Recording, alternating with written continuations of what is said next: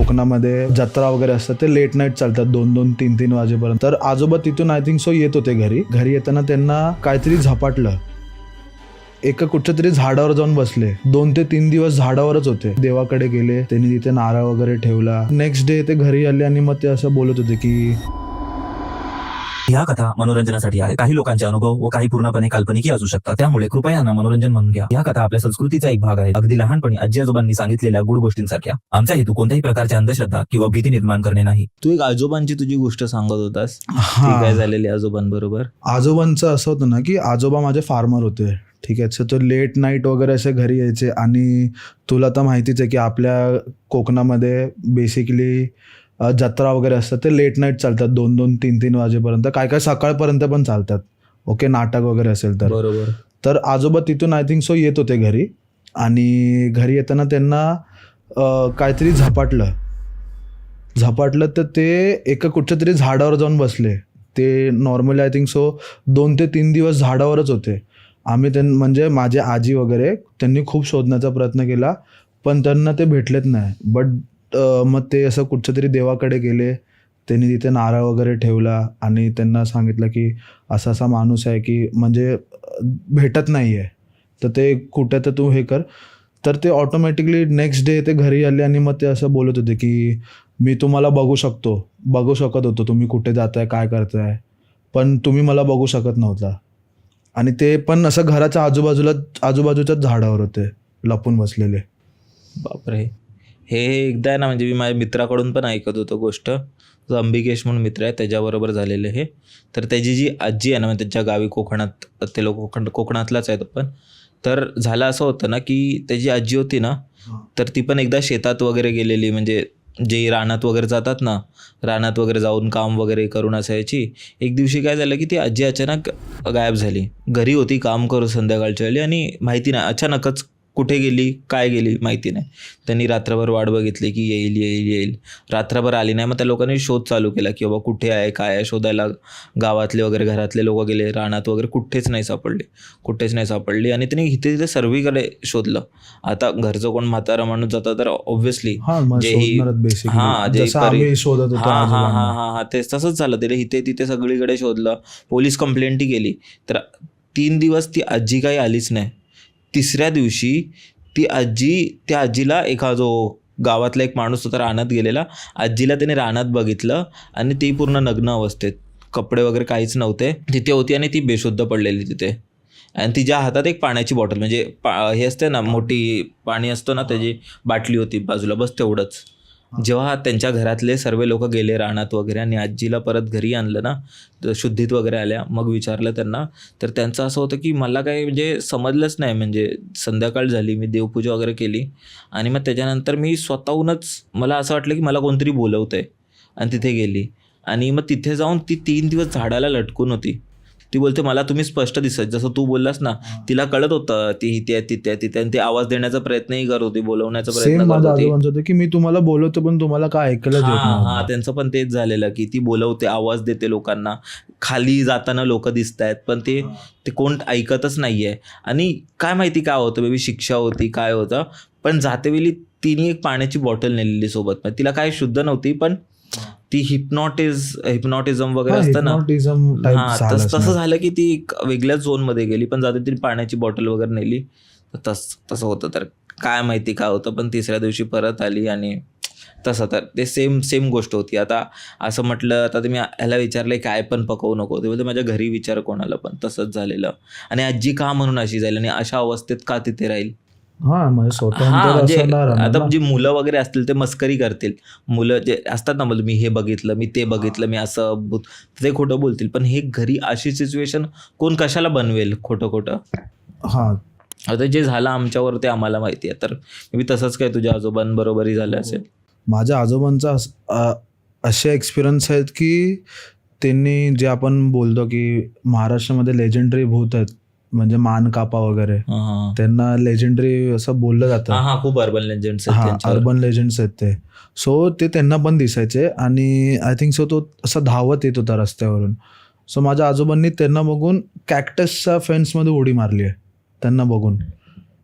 ठीक आहे. सो ते बोलले की त्याच्या लूपमध्ये मी आलो असतो तर आज मी पण त्याच्यासारखा असतो किंवा काय असतं, आज मी असतो किंवा नसतो नसतो. माहिती नाही. हां. तू एक मनालीची गोष्ट कोणती गोष्ट, कारण मी मनालीचं भाई खूपदा ऐकले ते, कारण तिकडे ते पहाड वहाड ते डोंगरात वगैरे बऱ्याच गोष्टी लपल्यात.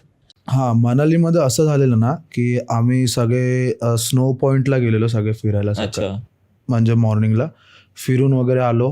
ही कधीची गोष्ट आहे? ही आय थिंक सो 2017-18ची असणार. ओके. तर आम्ही मनालीला फिरायला म्हणजे इंडस्ट्रियल व्हिजिटसाठीच गेलेलो आणि तिथून मग आम्ही स्नो पॉईंट वगैरे फिरून वगैरे आलो. खाली रूममध्ये आलो. थोडा रेस्ट वगैरे केला आणि संध्याकाळी आम्हाला आय थिंक सो मॉल रोडला जायचं होतं. सो आम्ही सगळे मॉल रोडला असं फिरायला गेलो. मॉल रोडवरून परत मग आलो हॉटेलमध्ये, जेवलो वगैरे आणि आम्ही आमचा जो रूम होता तो अंडरग्राऊंड होता. बेसिकली त्यांचं असं होतं ना की जसं तू बोललास की मनाली हे पूर्ण पहाडी एरिया आहे, तर त्यांचं जो हॉटेल होतं तो असा एंट्रन्स होता तो वरती होता, पण त्यांचे रूम्स खालपर्यंत होते आणि पाठीमागे रिव्हर फ्लो होत होती. ठीक आहे. तर आमचं रिव्हर फ्लोच्या इथे फेसिंग होता बॅक साईडला आणि आमचं अंडरग्राऊंड होतं. सो माझा त्याच्यामध्ये एक फ्रेंड होता जो आमच्या रूममध्ये यायचा होता त्याला. सो तो मीन्स ॲटलिस्ट 45 to 50 मिनिट्स तो फक्त आमची रूमच शोधत होता. सापडत नव्हती त्याला. सापडत नव्हती त्याला. आणि जेव्हा तो आम्हाला भेटला म्हणजे त्याला असं सेन्सच नव्हतं होतं की मी ह्यांना कॉल करू. तो म्हणजे त्याला चकवा वगैरे लागलेला का काय असं? त्याच लूपमध्ये तो फिरत अडकला होता गेला. आणि परत तो तिकडेच फिरत होता. बोलतो मी की ह्याच फ्लोअरवर फिरतोय, मला खाली यायला रस्ता नाही भेटत आहे. आणि एक टाइम असा आला ना की मी त्या पोझिशनला फ्रीज झालेलो. म्हणजे मला असं पुढे जायला पण जमत नव्हतं ना मागे यायला जमत होतं त्याच जागेवर. आणि सेम डे सीन आमच्यावर पण झालेला की बाहेर पाऊस पडतोय. ठीक आहे. आम्ही सगळे रूममध्ये आहेत मनालीमध्येच आणि रूममध्ये सगळे म्हणजे गाणी बिणी ऐकतायत, चिल करतायत. चिल करतो आम्ही सगळे. आणि म्हणजे आमची कपडे वगैरे आम्ही सुकत घातलेले. तर बेसिकली आदल्या दिवशी आमचा ग्रुपचा पूर्ण व्हाईट घालायचा हे होता. तर आम्ही व्हाईट कपडे जे होते सुकत टाकलेले. माझे आणि माझ्या एका फ्रेंडचे व्हाईट शूज होते. तर ते त्याच्या पूर्ण कपड्यांवर, आमच्या कपड्यांवर पिंकिश कलरचा डाग आलेला. पिंकिश म्हणजे कोणी उडवलं असेल तर सगळ्यावर उडवलं असेल ना, म्हणजे बाकीच्या ह्याच्यावर पण दिसेल, पण फक्त व्हाईट जिथे जिथे व्हाईट होतं त्याच्यावर सगळ्यांवर पिंकिश डाग होता. आणि आमच्या रूममध्ये असा एका साईडला असा म्हणजे कोल असतो ना आपल्या, कोळसा. हा बॉनफायरमधला, तो कोळसा असा जमवून ठेवलेला. म्हणजे कोण आतमध्ये आलं असतं त्याच्या पायाने आलं असतं तर पूर्ण रूममध्ये झालं असतं. बट रूममध्ये पण नाही, फक्त एका जागेवर होता. बापरे. आणि हे तुझ्यावर एक असं मालवणचं इथे पण झालेलं बीचवर काहीतरी. हां, बीचवर असं झालं की म्हणजे माझे आता अजून पण फ्रेंड्स आहेत ते. आम्ही गेलेलो माझ्या घरी, मालवणला माझं घर आहे तिकडे. तर सगळं आम्ही जेवून वगैरे सगळं लेट नाईट, ऑब्व्हियसली आम्ही कॉलेजमध्ये होतो तर लेट नाईटपर्यंत जागायची सवय होती. आणि गावी कसं 8-8:30 वाजेपर्यंत सगळ्यांचं झोपतात जेवून म्हणजे अर्धे झोपेत असतात ते तयारी. लोक. हा. ठीक आहे. मग सगळे झोपले वगैरे. मग आम्ही बोललो की इथे राहून तरी काय करणार, आपण जाऊन बीचवर बसूया जाऊन. तर आम्ही बीचवर गेलो, बसलो. ठीक आहे. आम्ही तिघंच होतो बीचवर. आम्ही तिघं एकमेकांवर बोलतोय. एक्सपिरियन्स आय थिंक सो माझा तो लास्ट इयर होता आमच्या कॉलेजमध्ये आणि आमचे लास्टचे 2 इयर आम्ही असं बोलत होतो की आपण किती मजा केली आहे, ह्याच्या पुढे आपण भेटणार नाही भेटणार, हे असं आमचे बोलणं चालू होतं. ठीक आहे. आणि अचानकमध्ये माझा जो थर्ड फ्रेंड होता तो शांत झाला. ते आम्हाला म्हणजे हाफ एन आवर नंतर कळालं. आणि आम्ही दोघं बोलतोय. मग फर्स्ट टाइम माझ्या मित्राने म्हणजे मित्राला आवाज दिला त्याला की अरे, तर त्याचा काय रिस्पॉन्स नाही. मग मी आवाज दिला तरी पण त्याचा काय रिस्पॉन्स नाही. आणि तो लिटरली आहे ना म्हणजे असाच बसलेला बीचकडे बघत. आणि नंतर मग आम्ही त्याला विचारलं की त्याला 2दा आम्ही असं जेव्हा जोरात त्याला हलवलं तेव्हा तो असा झाला की हां बोल ना, असं झालं त्याचं. म्हणजे तो असं, त्याला असं वाटत होतं की कोणतरी त्याला बोलवतंय. ठीक आहे. मग आम्ही तसं लगेच मग तिथून निघालो. मग त्याला विचारलं तू आहेस ना, नीट अँड फाईन आहे ना आता. का हे नाही. म्हणजे काय काय होत का त्याच्याबरोबर? म्हणजे त्याचं असं लक्षच नव्हतं आमच्याकडे. झोन आउट झालेला. झोन आउट झालेला पूर्ण, आणि तो कुठच्या झोन मध्ये होता ते माहिती नाही. आणि त्याच्याबरोबर काय होत, तो काय बोलला? तो बोलला की मला असं कोणतरी समुद्रातून असं बोलवतंय मला, असं मी तिथे बघत होतो.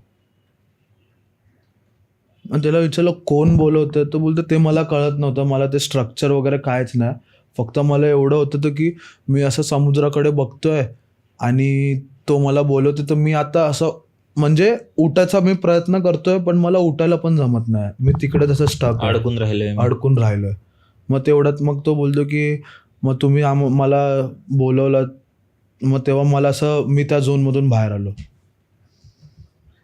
आणि समुद्रावरून आठवलं, तू खेकडे पकडायची पण कोणती स्टोरी ठेवली आहेस? हा, खेकडे पकडायची म्हणजे माझे जे कझिन्स वगैरे आहेत गावी, तर बेसिकली मच्छी वगैरे बीच साईड पडतो माझं घर, तर ते लोक स्वतःच पकडतात खेकडे वगैरे.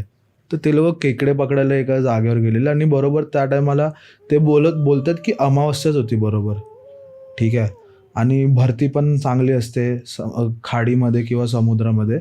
तर ते लोक खेकडे पकडायला रिक्षा वगैरे घेऊन गेलेले आणि त्यांना तिकडे एक असं जिथे त्यांनी रिक्षा पार्क केलेली, तर तिकडे त्यांना असं काहीतरी एकाला खाली पडलेली वस्तू भेटली, त्यांनी ती उचलली. म्हणजे ती पूर्ण असं तो बोलतो की त्या एरियामध्ये ती खूप ग्लिटर होत होती, म्हणजे चमकत होती. तर मी ती उचलली आणि ती मी माझ्या खिशात ठेवली आणि तिथून मग आम्ही गेलो, खेकडे विकडे पकडले.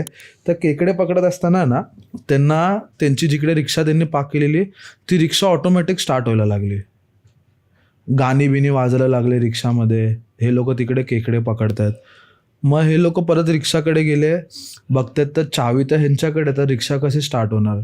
मग तो जो ज्याचं रिक्षा होते ना, त्यांनी बॅटरीमधून स्विच काढून ठेवले, ठीक आहे, की काय आता तर चालूच नाही होणार, कारण जर काय वायरचा प्रॉब्लेम असेल तर गाडी तर काय स्टार्टच होणार नाही. मग त्याच्यानंतर मग ते लोक परत खेकडे पकडायला गेले आणि त्यांना खूप खेकडे असे भेटायला लागले, म्हणजे नाना बोलस तरी एक गोणी भरून त्यांना खेकडे भेटले असणार, ठीक आहे. आणि ते पकडत असताना ना रिक्षा परत स्टार्ट झाली स्वतःहूनच. म्हणजे ते बोलतात की आता तर मी बॅटरी पण काढलंय, ठीक आहे, मग ही रिक्षा कशी स्टार्ट होते. मग तिकडे परत मग ते लोक गेले, ते लोक पोचेपर्यंत रिक्षा परत बंद, ठीक आहे.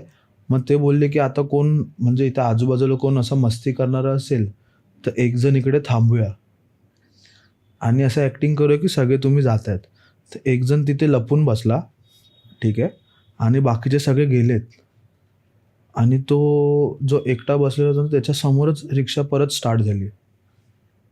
आणि नंतर मग रिक्षा स्टार्ट झाली तर हे लोक धावत आले की कोण असेल तर त्याला पकडूया, तर कोणच नाही. आणि तो जो तिथे बसलेला तो बोलतो की रिक्षामध्ये कोणच नव्हतं, पण रिक्षा ऑटोमॅटिक स्टार्ट झाली आणि मी फक्त रिक्षाकडे असं बघत राहिलो की कोण हाय करून, पण रिक्षामध्ये कोणच नव्हतं.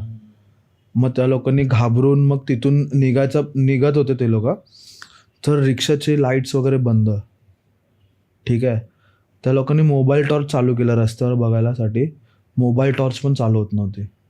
मग जसे ते लोक त्या लूपमधून बाहेर आले तर रिक्षाची पण लाईट चालू झाली आणि मोबाईलची पण लाईट चालू झाली.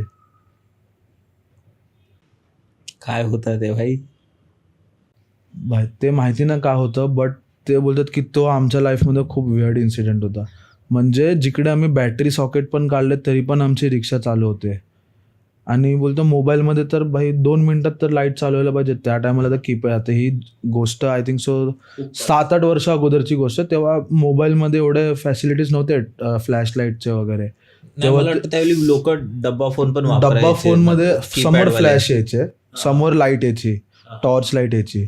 तर बोलतो ते पण चालू होत नव्हतं. बोलतो मोबाईल हँग वगैरे होती तर गोष्टच नाही, बोलतो ते पण चालू होत नव्हतं. आणि चालू झालं ते पण रिक्षा आणि ह्याची लाईट ऑटोमॅटिक चालू झाली त्या रस्ता क्रॉस केल्यावर. काय होतं भाई ते काय समजत नाही. काय मे बी तिकडे ते बोलतात ना समुद्राच्या वगैरे किनारे असतात ते गिऱ्हा वगैरे, त्या सर्व प्रकार असेल. हा, घेरा वगैरे प्रकार असू शकतो ना, म्हणजे डाऊट नाही त्याच्यामध्ये. बट त्याच्यानंतर त्या लोकांनी म्हणजे असं त्याच्या पाठीमागे काय आहे ते जाणून घेण्याचा प्रयत्न नाही केला आणि त्यांनी ती अजूनपर्यंत त्यांच्या घरी पण नाही सांगितली आहे. आणि जे ते खेकडे पकडून घेऊन गेलेले ना, त्यांनी ती दुसऱ्या दिवशीपर्यंत ती पिशवीच न उघडली आहे, त्यांनी अशीच घराच्या बाहेर ठेवली आहे खेकडे. बापरे. मग तेच मला वाटतं ते एक जाळमध्ये अडकवत होतं किंवा त्यांना एक इंडिकेशन देत होतं की तुम्ही इथून हा. निघून जा. असू शकतं, बट रेग्युलर बेसिसवर तिकडे मी पण जातो आता त्या स्पॉटवर हा, हा. खेकडे असं वगैरे काही होत पकडायला. नाही. बट मला अजूनपर्यंत तरी एक्सपिरियन्स नाही मला झाला. वाटतं तो काळ तसा असेल, त्या नाहीतर टायमाला तो लूप असणार त्या एंटिटीचा वगैरे किंवा कशाचा. जास्त पॉवरफुल असेल. हा, आणि अमावस्या पण होते आणि मी स्वतः गेलो आहे अमावस्याला तिकडे खेकडे पकडायला. बट अजूनपर्यंत, आणि ते पण आम्ही दोघंच असायचो, मी आणि माझा एक कझिन भाऊ येतो. बट आम्हाला अजूनपर्यंत तरी काय एक्सपिरियन्स झाला नाही त्या रोडला. तेच ना, खूप अशा गोष्टी आहेत ज्या आपण सांगूच नाही शकत का झालं, हा. कसं झालं. पण तेच भाई खूप पण जसं तू मला स्टार्टिंगला विचारलं की तू कधीपासून विश्वास ठेवायला लागलास, जेव्हा मी ती स्टोरी ऐकलेली ना, मी पण विश्वास नाही ठेवलेला. बट ज्याच्यानंतर मग असं हळूहळू मला कळायला लागलं ना, तसं मला मग मी बोललो की काहीतरी हा, आहे. काहीतरी आहे. काय आहे माहिती नाही, हा, पण काय काहीतरी आहे तिकडे, एंटिटी आहे. बट मी अजून पण त्या रोडला जातो ना, मी देवाचं नाव घेऊनच जातो त्या रोडला. बापरे. पूर्ण पॉडकास्ट बघण्यासाठी बायोमधल्या लिंकवर क्लिक करा किंवा यूट्यूबवर बंकस पॉडकास्ट सर्च करा.